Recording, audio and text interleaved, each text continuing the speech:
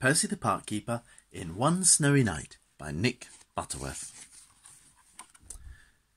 It's cold in the park in winter, but Percy the Park Keeper doesn't mind.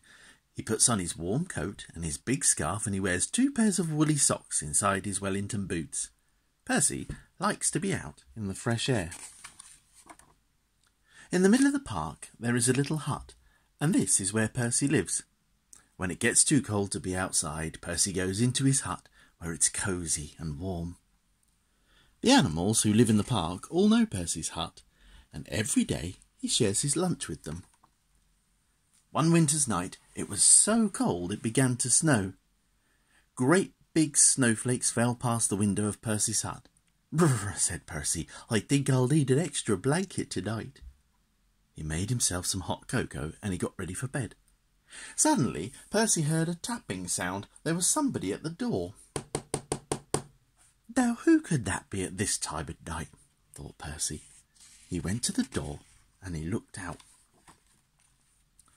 There on the step was a squirrel. It looked very cold and miserable. "I can't get to sleep, Percy," said the squirrel. "My bed is full of snow." "Oh dear," said Percy, "never mind. I've got plenty of room for 2. The squirrel snuggled down next to Percy and soon began to feel warm. It was the door again. Now who could that be, thought Percy. Standing outside were 2 shivering rabbits. "It's for freezing," said one rabbit. "We're for frozen," said the other. "You poor thing," said Percy. "Come in and warm up." The rabbits squeezed into the bed next to Percy and the squirrel. There wasn't much room. "Could you face the other way?" Percy asked the squirrel. "Your tail is tickling my nose." Knock, knock, knock. "Oh dear," said Percy. "Now there's someone else at the door." It was a fox. He looked very cold and hungry. "Can I come in too?" he asked. Percy scratched his head and thought for a minute. "Well, if you promise to behave," he said. "I promise," said the fox, and he squeezed into bed next to all the other animals. Bump! Oops! The squirrel fell out. "Who did that?" asked the squirrel crossly. "Knock, knock, knock. Good gracious," said Percy. "It's the door again." This time Percy had quite a surprise. There on the step was a badger, 2 ducks, a hedgehog, and a whole family of mice, and they all wanted a bed for the night. Poor old Percy, and poor old Percy's bed. The animals pushed and shoved and rolled around the bed, and there was just not enough room for them all. Soon the bed covers ended up in a big tight ball. Then, bump, the covers rolled right off the bed and everybody fell onto the floor. "Oh dear," said Percy, "this won't do at all. My bed is just too small." Suddenly one of the mice pricked up his ears. "What's that noise?" he squeaked. Everyone listened hard.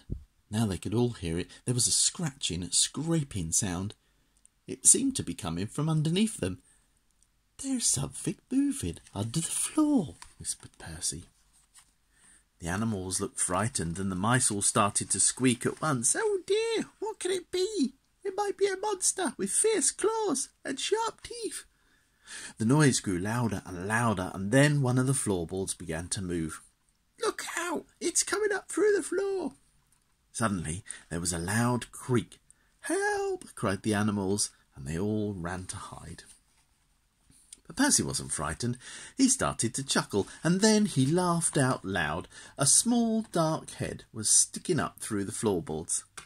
"This isn't a monster," said Percy. "It's a mole." "I'm sorry to burst in like this," said the mole. "I knocked on the door, but nobody heard me." Percy helped the mole up through the floor, and he sat him on his hot water bottle to get warm, and put the floorboard back. "It's all right, everyone," he called. "You can come out now." But nobody moved, nobody stirred, nobody wanted to come out. The squirrel was tucked away in the pocket of Percy's dressing gown. The hedgehog was in his coat. The fox, the rabbits, the badger, and the ducks were all safely hidden away. The mice had even squeezed themselves into Percy's slippers. Everyone had found a cosy bed. "Well, I never," said Percy. Percy yawned and he snuggled down in his own bed once again.